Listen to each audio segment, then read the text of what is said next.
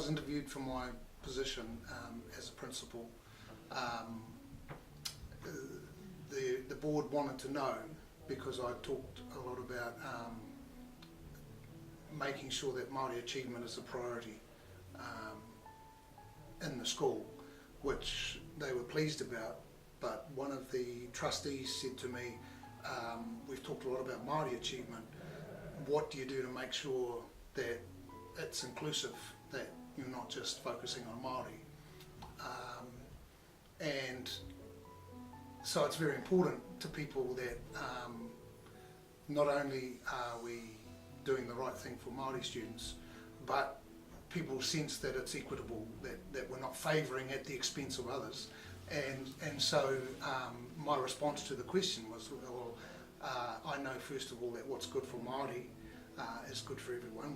When we're having working from a culturally responsive approach, then whatever the culture of the student is, or the individual student, drives how we're working with them, then that makes learning more successful for everyone. So that's the first thing I think that's important to reassure non-Māori about, and some Māori as well. The other thing is it's not about excluding anyone, it's making sure that we're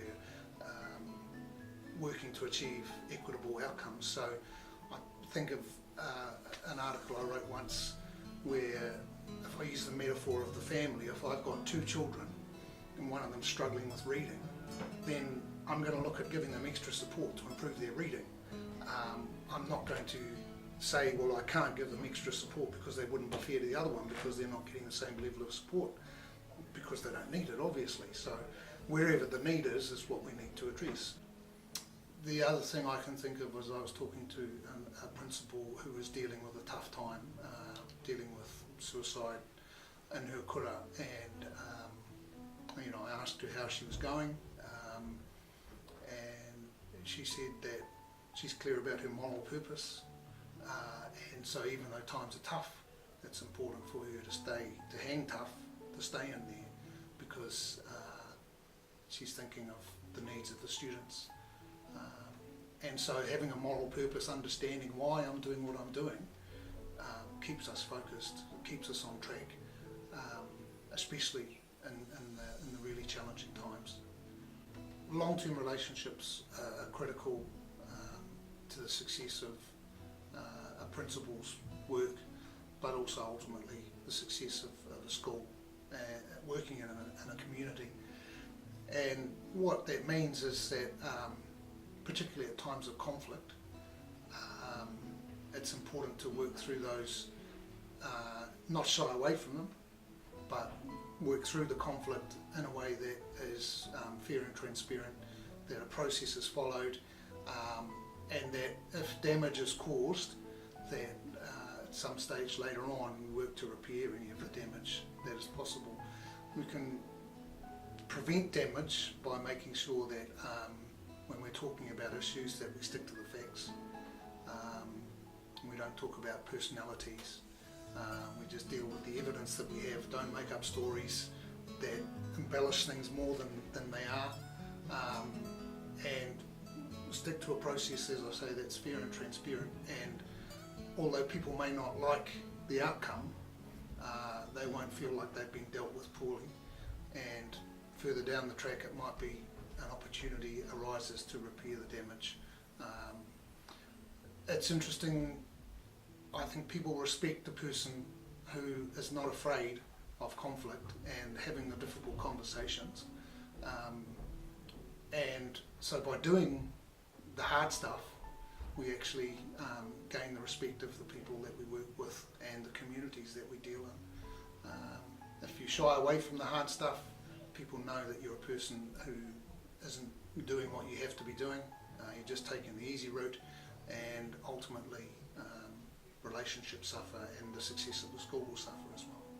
The most important factor in that is what I'm role modelling, and so it's important that for the school to be successful, I need to model the kinds of behaviours that are important for others to embody, both staff and students, in that we can all be successful. So that means that I have to be well organised, I have to know what my goals are, and I have to work towards them in a determined and planned fashion. I have personal goals for myself that are nothing to do with school, so I'm modelling being a learner and somebody who's excited about life. So I have a goal next year, I want to get my pilot's licence. This year I set a goal for myself to learn to play the drums, and I've done that. And so I know what it feels like to be a learner, and the excitement that I experience with that is what I want for teachers and what I want for students. And so I'll encourage them all to be doing those kinds of things. And what I know is really important when we're trying to make changes in culture or changes in pedagogy is that we follow through on things in order to make sure that they happen. So if I've got personal goals, professional goals, it's important that I don't just set them and do nothing about them. And I know with staff, it's important that on a regular basis we come back and revisit, recap, share our experiences so that it's an inquiry focused process instead of just a one-off tick the box kind of thing. It's more about, okay, what have I learned along the way? Because that's what we want our students to be experiencing. Or the resistance can feel quite hurtful. And so the things that I know are important in order to feel strong, maintain my strength and determination, and look after my wairua, are about my home life, making sure that things at home are really supportive for me, and being able to talk about things like with my wife, for example, and colleagues who understand where I'm coming from is really important for support. Having mentors who understand what's going on and help me to work through those challenges is critical. And you know, already I know that there are people who I can call to discuss situations and discuss challenges, whether they're other principals, ex-principals, or people from outside the profession. They're Māori people who understand what the challenges are for a leader, a Māori leader working in a mainstream organisation for the betterment of the whole organisation, but especially for Māori students.